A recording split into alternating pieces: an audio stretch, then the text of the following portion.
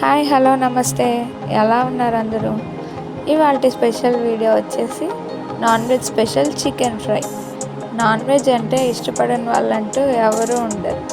చిన్నపిల్లల నుంచి పెద్దవాళ్ళ వరకు నాన్ వెజ్ని చాలా ఇష్టంగా తింటారు. నాన్ వెజ్ కర్రీస్ వండడం కూడా సింపుల్ అండ్ ఈజీ ప్రాసెస్. ఇవాళైతే చికెన్ ఫ్రై ట్రై చేశాను. ప్రాసెస్ చూసి ఎలా ఉందో చూసి కమెంట్ చేయండి.